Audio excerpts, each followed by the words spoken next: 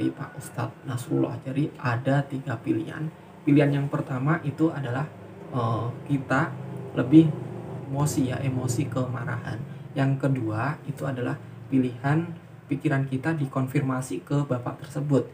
Setelah dikonfirmasi akhirnya kita ketemu bahwa yang kita pikirkan itu tidak sama dengan keadaan ayah itu, seperti itu. Kemudian pilihan yang ketiga itu tanpa kita mengonfirmasi terlebih dahulu, tetapi kita sudah mau.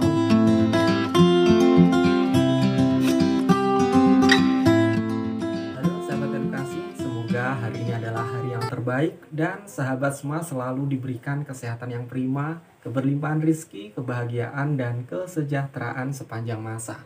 Oke, kita lanjutkan untuk membacakan buku Rahasia Magnet Rezeki karya Nasrullah. Ya, pada kesempatan kali ini kita sudah masuki pada bab yang kedua, The Power of Positive Thinking, yaitu terkait dengan fakta dan respon. Jadi pada cerita Ustadz Nasrullah kali ini itu kita diberikan 3 pilihan untuk merespon satu buah fakta, seperti itu.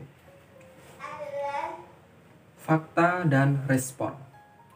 Misalnya, Anda duduk di sebuah kereta.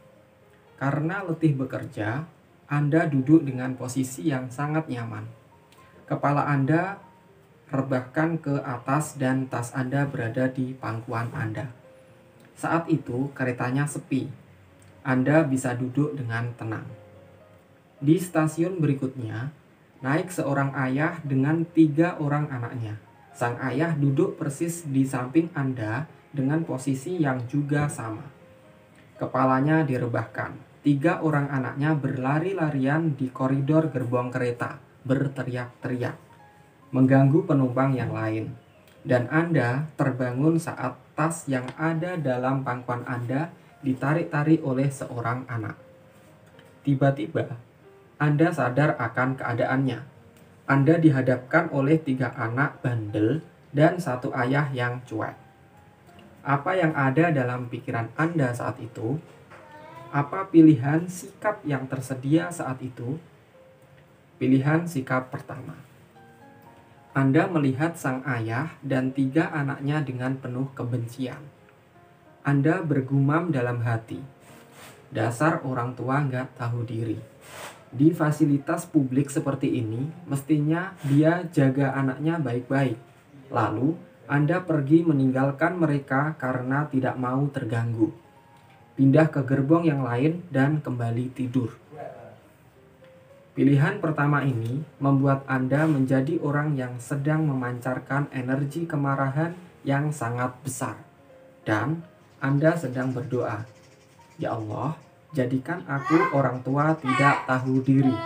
Energi doa naik ke atas langit dan akan menciptakan nasib Anda sebentar lagi.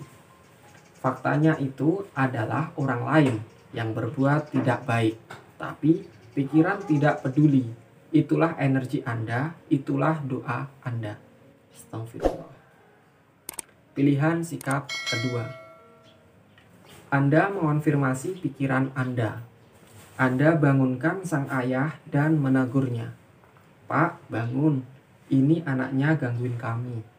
Kemudian tiba-tiba sang ayah merespon, "Duh, maafkan saya. Saya sedang kebingungan.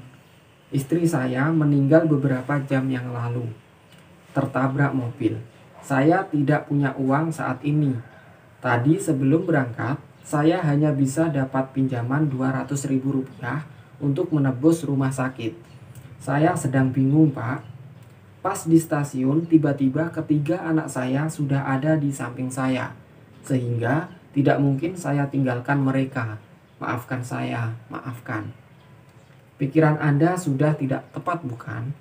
Ternyata sang ayah ini bukanlah orang yang tidak tahu diri. Malah sebaliknya, dia ayah yang bertanggung jawab tapi sedang kebingungan. Beruntung Anda konfirmasi, sehingga pikiran Anda yang tadi sudah memancarkan doa yang tidak baik tertutupi dengan energi doa yang baik.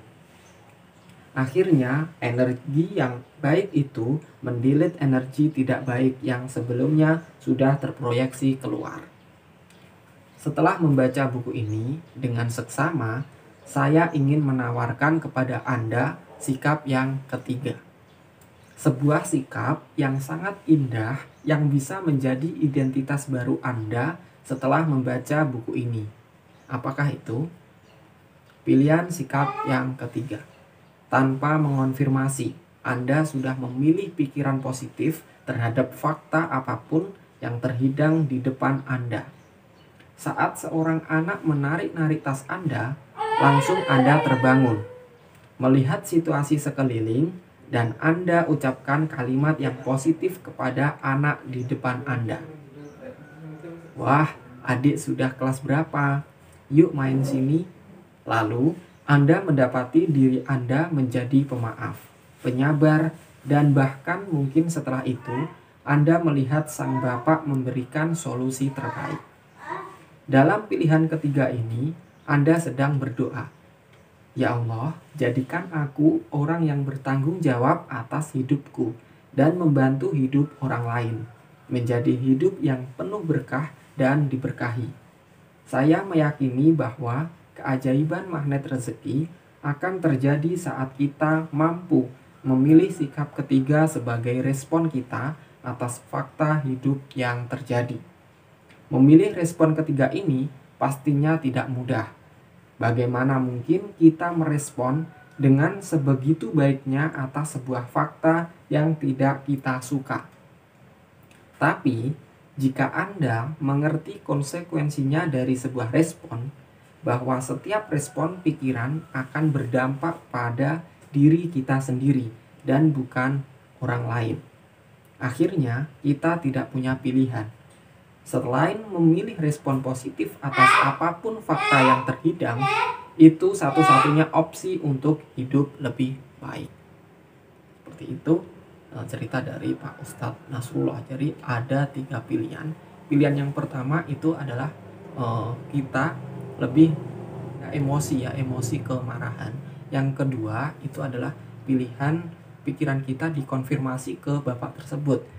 Setelah dikonfirmasi, akhirnya kita ketemu bahwa yang kita pikirkan itu tidak sama dengan keadaan ayah itu. Seperti itu. Kemudian pilihan yang ketiga itu tanpa kita mengonfirmasi terlebih dahulu, tetapi kita sudah mau berpikir positif. Seperti itu. Nah, itu tergantung dengan pikiran kita. Salam